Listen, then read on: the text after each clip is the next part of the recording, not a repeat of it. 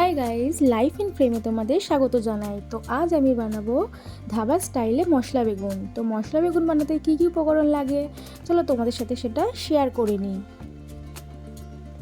তো এখানে আমি 250 থেকে 300 গ্রামের মতন মিডিয়াম সাইজের একটা বেগুনকে এইভাবে টুকরো করে নিয়েছি। তোমরা চাইলে সরু সরু ছোটো ছোটো যে বেগুনগুলো হয় সেগুলো তোমরা ইউজ করতে পারো।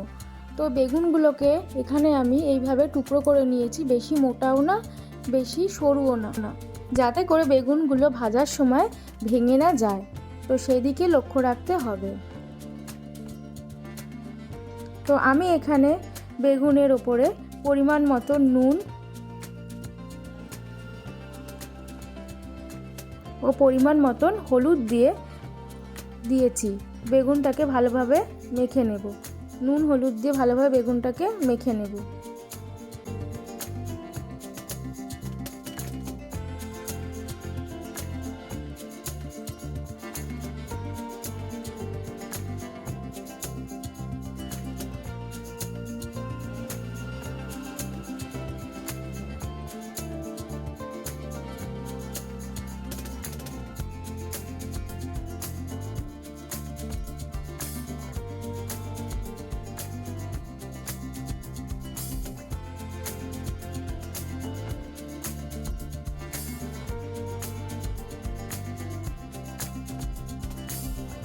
তো এখানে আমার নুন হলুদ দিয়ে ভালোভাবে বেগুনটা মাখা কমপ্লিট হয়ে গেছে।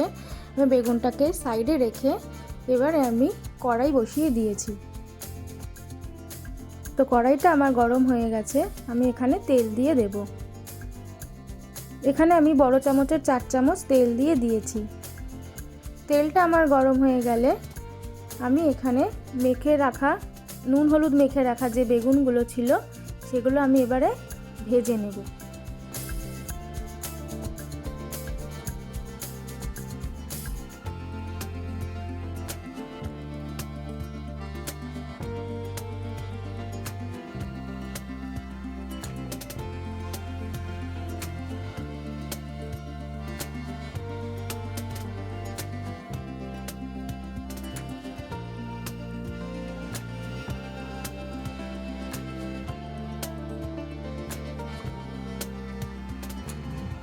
তো এখানে আমি বেগুনটাকে ভেজে নেব, খুব লাল লাল করে বেগুনটাকে ভেজে নেব, কিন্তু খেয়াল রাখতে হবে যাতে বেগুনটা ভেঙে না যায়। তো এখানে আমার বেগুন ভাজা হয়ে গেছে, তোমরা দেখতেই পাচ্ছ বেগুনগুলো আমার একটু হালকা হালকা লাল লাল হয়ে গেছে। আমি এখানে বেগুনগুলোকে 80% মতন ভেজে নেব।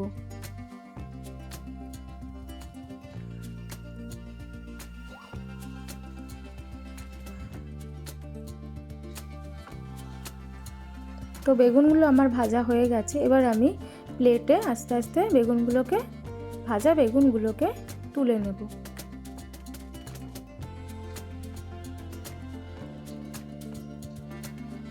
বেগুনগুলো তুলে নেওয়ার পরে আমি এখানে আবারও 4 চামচের মতন তেল দিয়ে দিয়েছি। এখানে আমি সর্ষের তেল ইউজ করছি, তোমরা চাইলে রিফাইন্ড তেলও ইউজ করতে পারো, বাট সর্ষের তেলে বেশি ভালো লাগে খেতে। তো তেলটা আমার গরম হয়ে গেছে, আমি এখানে 1 চামচ জিরে দিয়ে দিয়েছি।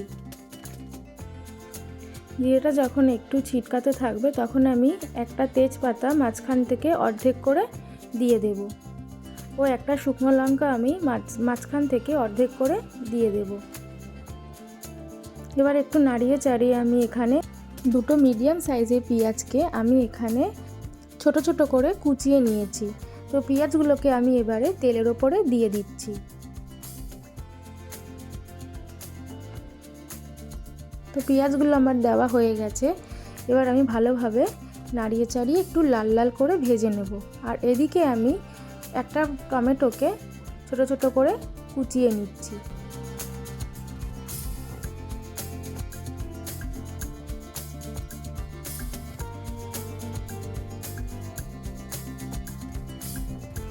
পেঁয়াজটাকে এখানে 1 থেকে 1.5 মিনিট ভেজে নিতে হবে, যতক্ষণ না পেঁয়াজটা একটু লাল লাল মতন ভাজা হচ্ছে। পেঁয়াজ কুচিগুলো এবার লাল লাল মতন ভাজা হয়ে গেছে। তো তারপর আমি এখানে ছোট চামচের 2 চামচ রসুন বাটা আমি এখানে দিয়ে দেব।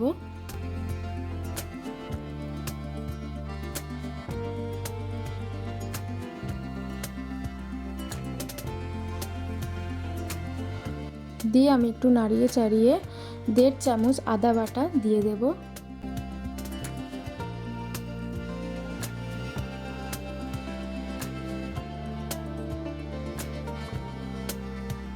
আর লঙ্কা বাটা দিয়ে দেবো এখানে 1.5 চামচ মতো। তোমরা যদি বেশি ঝাল খাও তো তোমরা তোমাদের পরিমাণ মতন ঝাল দিতে পারো।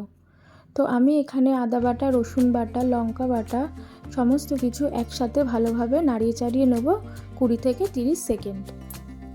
তো নাড়াচাড়া হয়ে গেলে এখানে আমি একটা বড় টমেটোকে এইভাবে ছোট ছোট করে কুচিয়ে নিয়েছি। তো এগুলো আমি দিয়ে দেবো এবারে। দিয়ে আমি ভালোভাবে নাড়িয়ে চাড়িয়ে নেব 20 থেকে 30 সেকেন্ডের মতো।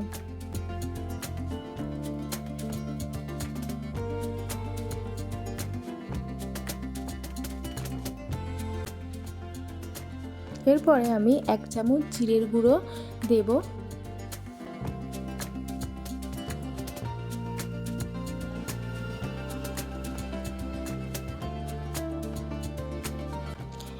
এখানে আমি গ্যাসের ফ্লেমটা মিডিয়াম টু লোতে রাখবো। এরপর আমি 1 চামচ ধনের গুঁড়ো দিয়ে দেব।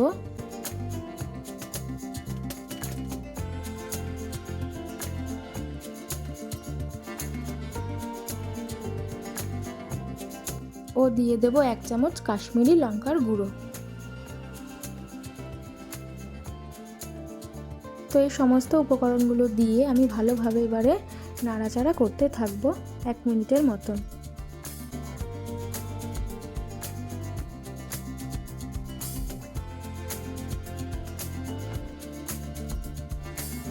তো তারপরে এখানে আমি পরিমাণ মতন হলুদ দিয়ে দেব।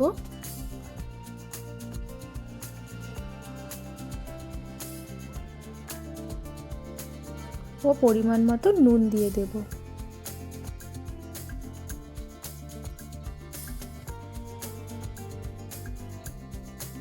আর দিয়ে দেব ছোট 1 চামচ চিনি। তোমরা যদি মিষ্টি পছন্দ না করো তাহলে চিনিটা স্কিপ করেও যেতে পারো। তো এখানে আমি তারপরে 2 থেকে 2.5 মিনিটের মতো মশলাগুলোকে ভালো করে কষিয়ে নেব, যতক্ষণ না পর্যন্ত মশলাগুলো থেকে একটু তেল বের হচ্ছে। বন্ধুরা এটা মনে রাখবে যে যেহেতু এই রেসিপিটার নাম মশলা বেগুন, তো এখানে মশলাটা একটু বেশি লাগবে বেগুনের তুলনায়। তো মশলাটা আমার এখানে কষে গেছে, মশলা থেকে হালকা হালকা তেলও বেরিয়ে গেছে। তো আমি এখানে এবার জল দিয়ে দেব। আমি এখানে বড় কাপের 1.5 কাপ মতন জল দিয়েছি। তোমরা চাইলে তোমাদের পরিমাণ মতন জলটা ইউজ করবে। জলটা দিয়ে দেওয়ার পরে আমি মশলাগুলোকে ভালোভাবে একটু নাড়িয়ে চাড়িয়ে নেব। এখানে আমি 1 মিনিটের জন্য গ্যাসের ফ্লেমটাকে হাইতে রাখবো ও তারপরে আমি 10 মিনিটের জন্য লোতে রেখে ঢাকা দিয়ে দেব। আমি এখানে 1 মুঠো মতো ধনেপাতা কুচিয়ে নিয়েছি। কুচনো ধনেপাতা মশলা বেগুনি দিলে যেন একটা আলাদাই টেস্ট এসে যায়। তো 10 মিনিট আমার হয়ে গেছে, এবার আমি ঢাকনাটা খুলে দিয়েছি ও এখানে তোমরা নুনটাও চেক করে নিতে পারো।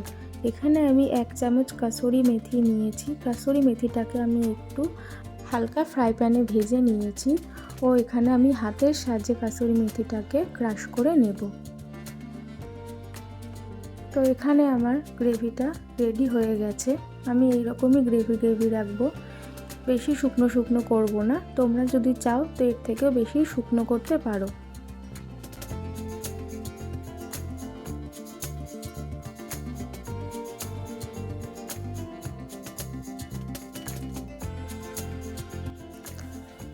রোস্টেড করা কাসুরি মেথিটা আমি এখানে দিয়ে দেব। দিয়ে আমি হালকা নাড়াচাড়া করে নেব।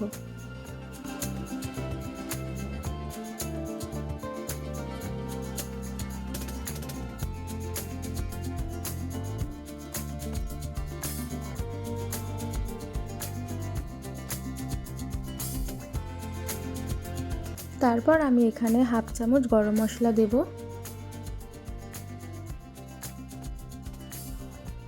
গরম মশলাটা দিয়ে একটু নাড়াচাড়া করে এরপরে আমি কুচনো ধনেপাতা থেকে অল্প একটু ধনেপাতা দিয়ে দেব।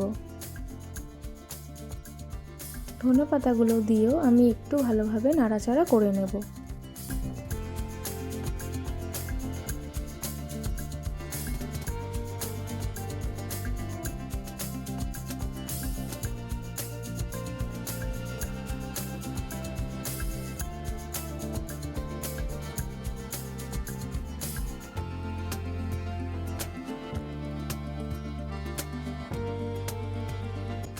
এরপর আমি ভাজা বেগুনগুলো মশলার উপরে দিয়ে দেব।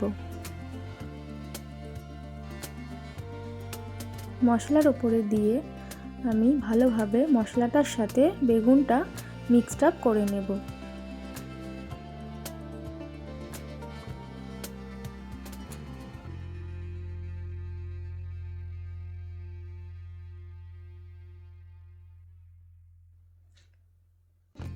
এখানে আমি মশলাটার সাথে বেগুনটাকে বেশিক্ষণ নাড়াচাড়া করব না, তাতে করে বেগুনটা ভেঙেও যেতে পারে। জাস্ট 1 থেকে 1.5 মিনিট আমি এইভাবে লো ফ্লেমে রেখে গ্যাসটা অফ করে দেব। তো আমার ইয়াম্মি মশলা বেগুন রেডি। তো বন্ধুরা, আমি এবারে একটা প্লেটে এভাবে তুলে নিচ্ছি মশলা বেগুনটা। তো এখানে কোনো স্ট্যান্ডিং টাইমে রাখার দরকার নেই মশলা বেগুনটা বন্ধুরা, তোমরা গরম গরমই পরিবেশন করে নিতে পারো। তো এখানে আমি একটু কুচনো ধনেপাতা রেখে দিয়েছিলাম, তো সেটাই আমি এর ওপর থেকে একটু গার্নিশিং করার জন্য দিয়ে দিলাম।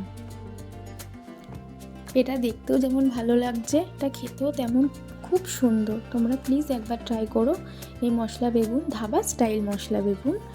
তো তোমরা ভাত, রুটি, পরোটা সবার সাথে খেতে পারো। প্লিজ তোমরা একবার ট্রাই করো বন্ধুরা, আর আমাকে কমেন্টে জানিও তোমাদের কেমন লাগলো। তো আজ এই পর্যন্ত বন্ধুরা। আমার রেসিপিটাকে ভালো লেগে থাকলে তোমরা লাইক, শেয়ার, কমেন্ট করো ও সাবস্ক্রাইব করো। পাশে থাকা বেল আইকনটাকে তোমরা প্রেস করে দিও নতুন নতুন নোটিফিকেশান পাওয়ার জন্য। তো তোমরা ভালো থেকো, সুস্থ থেকো। খুব তাড়াতাড়ি আবার নতুন একটা ব্লগে ফিরে আসছি। তো আজ টাটা, তোমরা ভালো থেকে সুস্থ থেকো।